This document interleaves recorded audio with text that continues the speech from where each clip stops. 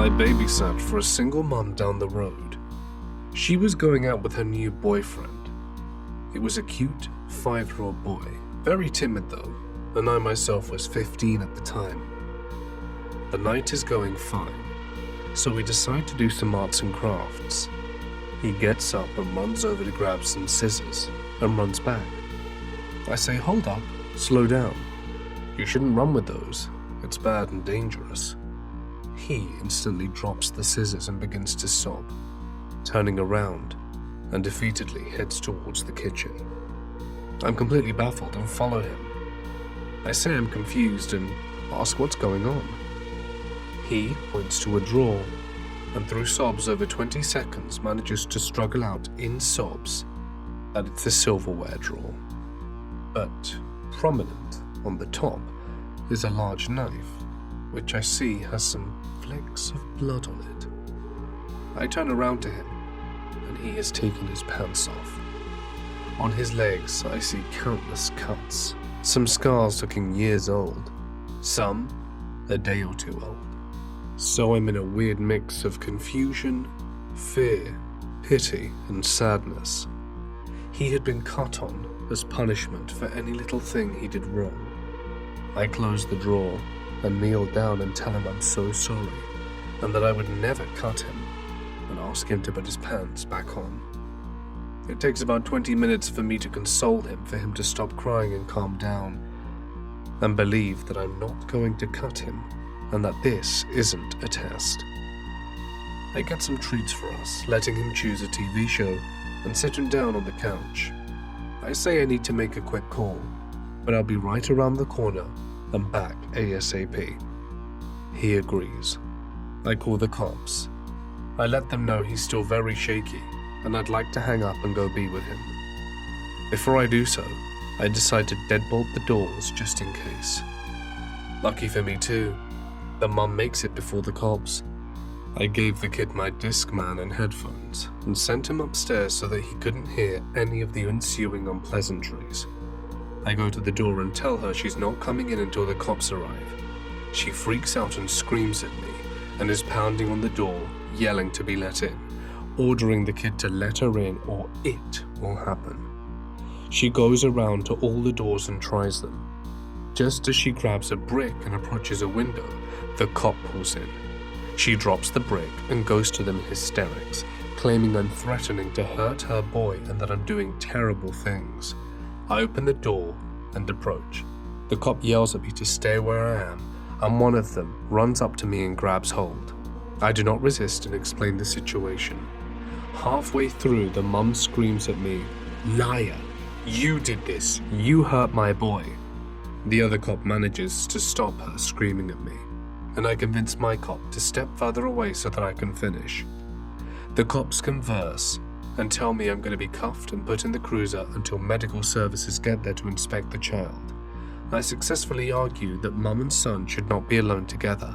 The mum is belligerent. She insists that they already have the culprit cuffed and that they can now throw the book at the monster that hurt her child. Then medical gets there and inspect the boy. As you'd imagine, I'm released with an apology, and the mum takes my place in the cruiser. All that, and I didn't even get paid. I was babysitting for these two ladies who each had a son. They wanted to go out, so I stayed at one of their houses and watched their boys.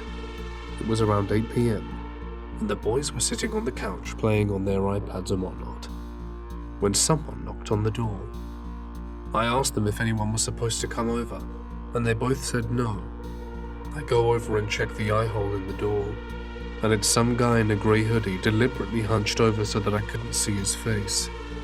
Immediately I say nope, and don't see anything, and start pacing around, because I don't want to give him any inclination we're inside. A few minutes later, I check outside the little window through the curtains and he's gone. I didn't want to spook the kids anymore, so just kind of let it go, as if it were a prank. There were no more knocks anyway. Cut to a few hours later and the mums get back. They ask me how everything was, and I say the kids were great, but somebody had come to the door. They ask me around what time. I say 8, and one of the mums starts freaking out and going through her phone. The other one tells me that right around that time somebody had been making strange phone calls to them on a blocked number.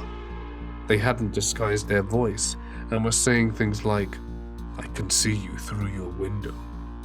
They didn't think it was serious because it didn't make sense in the context where they were, but in retrospect, we were almost positive it was me he was looking at through the window.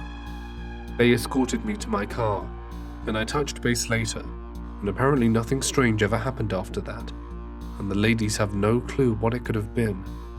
But I'm really glad I didn't open the door, because I had a gut feeling that it would have been really bad. Who knows? I could have become one of those urban legends about the murdered babysitter.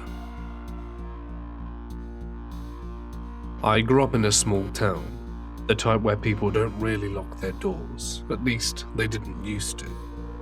When I was about 14, I got a call to babysit one of my regulars who had 3 daughters. It was December, so a lot of Christmas work parties were going on. I arrived, and we went over the usual rules. She mentioned the TV upstairs was out, so once I put the girls to bed, I just headed down there to watch TV. And so after playing with the girls for a while, I sent them off to bed and headed downstairs. I spent a few hours surfing channels. It was around 1:30 a.m, and I remember grabbing the phone, though I can't remember who I was calling. But then I heard the door upstairs open, which sort of surprised me. The mum enjoyed the night I babysat, as she knew I was a night owl who could be there super late, like 3 in the morning, provided she held the cab for me. As I head upstairs, I heard someone stumble, so I picked up my pace to make sure she was okay, only to be met with 3 people I'd never seen. There was a clearly drunk woman laying in the doorway and 2 guys. They looked as surprised as me to see them. I asked them why they were there. The girl had slurred out that they were there for a party. I was confused and asked if they knew Helen, the mother.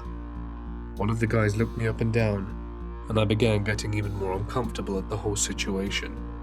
He asked if I was here alone. I remember not wanting to answer, because all I could think about were the fact that there were 3 little girls sleeping in the house. I decided instead of answering him, I would simply state there was no party here, and that they needed to leave. The girl was adamant that she was here for the party. The guy who had asked me the question took a step forward. I demanded this time that they leave, and we all heard the sound of a phone button being pushed. I had forgotten it was even in my hand, but it seemed to be enough to startle the guy, who thought I pushed it on purpose. The guy quickly told the others to leave. As they were leaving, they helped the woman up. As soon as they were outside, I slammed the door and locked it quickly and ran to the front window and watched them. They continued up the block, so it wasn't merely messing up house numbers for them. The mum returned home 2 hours later and was confused as to why the door was locked. She was too drunk, so I told her it was just to make me feel safe.